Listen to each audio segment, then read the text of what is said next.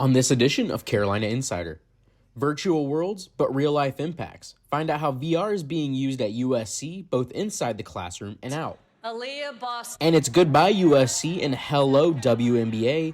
4 Gamecocks names were called Monday at the WNBA draft. Find out where they will be calling home next. But first, will South Carolina Senator Tim Scott enter the 2024 presidential race? Find out what he's doing today that have many thinking he will. Carolina Insider starts now.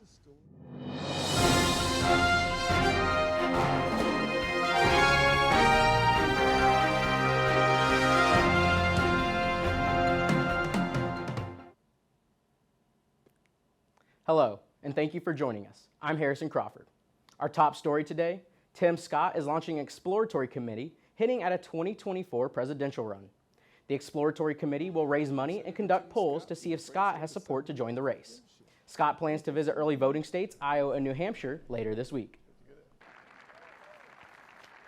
In politics closer to home, critical race theory and diversity and inclusion initiatives have caused students to take action on USC's campus.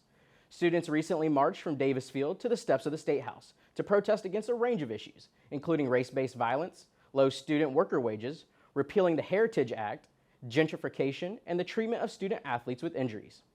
Leaders say they often feel invisible to the university and hope to meet with university administration to talk about the issues at hand. In other news from the State House, some South Carolina lawmakers are pushing for more diversity within the judiciary branch.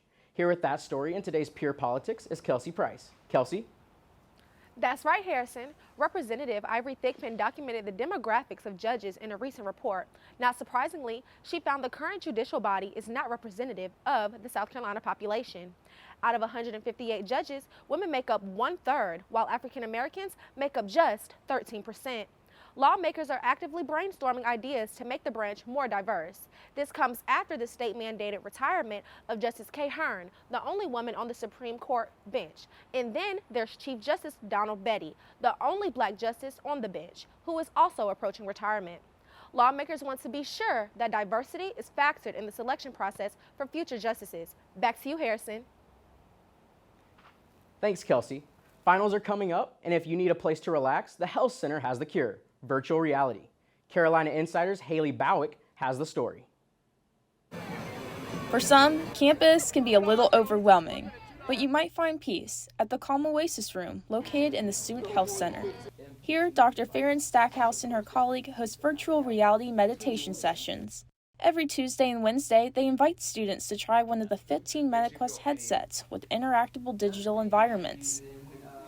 Sometimes you want to take a break from your typical self-care, such as watching Netflix series or going to the gym, and you want to do something a little different. That's what we have this here for. With over 175 different apps, students can explore new worlds. Popular among students are games like Cubism or Fruit Ninja.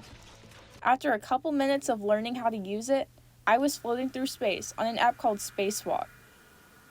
Stackhouse says VR also has more practical uses. From amputee therapy to scuba diving training, virtual reality goes beyond just gaming, and now it's making its way into classrooms. Charles Schumpert is a biology professor at USC who has incorporated VR into his curriculum.